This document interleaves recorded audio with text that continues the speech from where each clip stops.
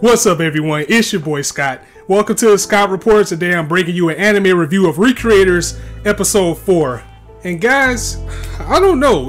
I know this is our original series, but does this feel more like a light novel or a visual novel to you guys? I mean, the pacing and the way this series is going about its narrative, and especially knowing that we have 22 episodes, so it has a long way to go. This series feels like it's going to take us more on a story type of adventure instead of an action adventure that we may have been expecting, because we're 4 episodes in and we're still getting very info heavy episodes like this one today. The thing is, it's not bad. It's not bad at all. It's actually good info that we're getting. It's good storytelling that we're getting with this series, but it's just, it feels like one of those games like the Fate series, or you know, the visual novels where you just sit there and you read the narrative and things go on and on and on, and then something big happens, then you go back to the characters and this narrative, and almost like a choose your own adventure type of thing where the decisions that you make can affect the end game. And it feels like Recreators could have been one of those type of games. Like, this probably could have been a visual novel or something, and maybe that's the intention. Maybe that is what the intention of this series is, to have that type of feel, especially with all these characters being pulled in from different universes. But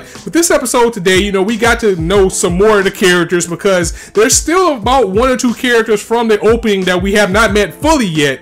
Like, we haven't met the vampire girl yet, or I'm assuming she's a vampire girl or some type of hunter. The Gundam pilot or mobile pilot did show up at the end of the episode, so we're going to get to know him next week.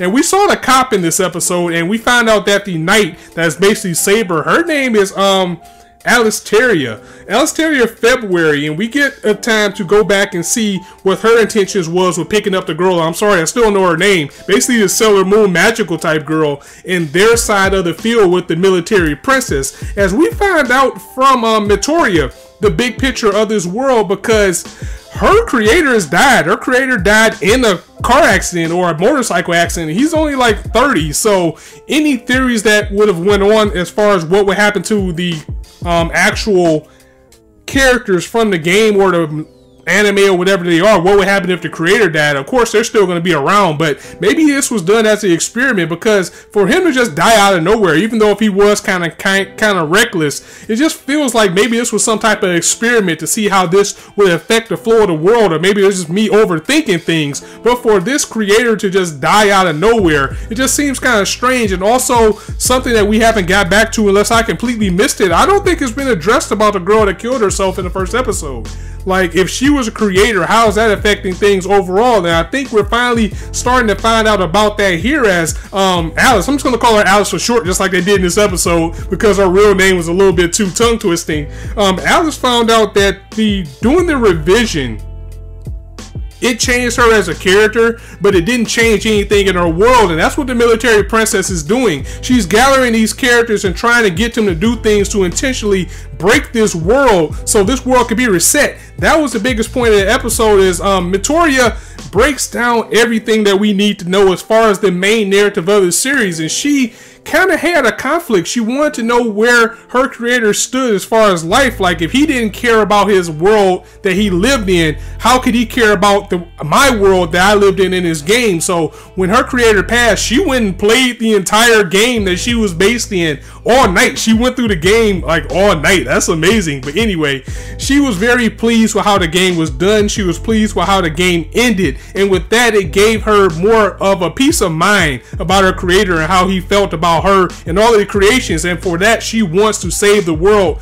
that they're in, because we got something on the horizon called the Great Destruction, which was explained in this episode. So the Great Destruction is the threat into the real world these characters have went into, and we found out little by little that when these characters come into the world, they really are breaking the world apart. They're causing cracks in it, because all of these different characters coming from different worlds with different abilities is too much for our world, or the world these characters went into, to handle. So, you know, like with the magical girl, when she was using her ability and it was actually causing destruction instead of, you know, just like cutesy damage like it was in her world, or even for, you know, having a big robot here, or like Celicia using her powers, that's actually cracking cracking the universe, and we now have two sides to the battlefield because Mitora felt so strongly for our creator and has such an admiration for him. She wants to save this world just like he wrote to save her world in a video game, if this is making sense. She wants to stop this world from cracking, so what they need to do is find all the creators and the characters in this world and get them together, let them know that what they're doing is causing this great destruction, and try to get them back home in one piece. Now, while on the other side of the field, you have the military girl in this Setsuna who wants to see this world crack because it will give them a reset and it will give them vengeance against the creators that discarded them. And she's basically manipulating people like Alice, the magical girl, and we seen the cop. He's in this episode too, and he mentioned that he has a daughter. He's a typical drunk type of cop that you would see in anime. He's like drunk, he's probably troubled, he has a daughter. So I'm pretty sure she's using him to say, you know, if you help me out, we'll get you back to your world, get you back to your daughter. All of these characters are trying to do what the military princess is saying that will crack this world, to do the revisions, to use their powers, to use their abilities, to find more people and try to break this world so it can be reset and they can get back home. So now you got your two sides. You got our main characters or our heroes trying to get everybody together to get back home and keep things safe, and you have the military princess who wants to destroy this world, and she's manipulating the people that she's getting, and I'm pretty sure she's probably going to run into somebody eventually. This goes into the characters that we don't know yet. She's probably going to run into somebody who wants that same goal and try to crack things as well. And Alice is like, if this is what we have to do to save our world, then we'll fight anybody that stands in the way. And that is what makes Recreators so great. I mean, this is really a great story. I like how they're building things and putting things together. Things are going a little bit slow. It is a slow burn, but we got the time, and at least it's not stupid. At least we're not in episode 4 and we're wondering what the hell is going on. Yes, it is vague, but I can see where it's building now, and this episode pretty much laid everything on the line.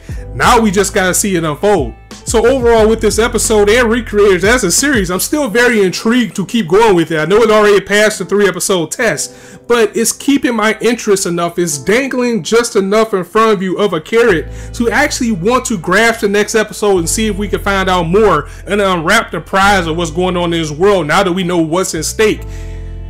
Do I want to see these characters fight and go at it? Of course I do, but I don't mind the world building as well because it's very good world building, and again, the slow burn and kind of the light novel, visual novel feel that is being executed very well, even though it's an original series, is what keeping me come back for more. So let me know what you guys thought of this episode and the series overall. Is it turning out to be what you expected? Do you think you would still like it? Because I think if you don't like where this episode went, then that's probably the way the series is going to be. And I just hope it just keeps me entertained. As long, if it's gonna take its time to be exposition heavy and have a slow burn, keep me entertained until the fight starts. And it's doing that very well. And it's a beautiful series. I mean, the animation is very good in it. The music is good. I can't admit. I mean, I do admit that I do want to see some fighting at some point, but if it's going to be a story, I'd rather them be blatant with it and tell me that it's going to be a story. And we get all this out the way now, so perhaps in the second half is where things will get more action-packed and more fast-paced. So, guys, let me know what you thought of the episode again and the series in the comments below. If you liked the video, go ahead and drop it a like, and if you want to hear more, go ahead and hit the subscribe button, as there's not a shortage of content for you guys to indulge on this channel. And as I always say, you guys be anywhere on YouTube right now, but you chose to listen to me, and I really appreciate that, so thanks for stopping by. On that note, it's your boy Scott signing out. See you soon.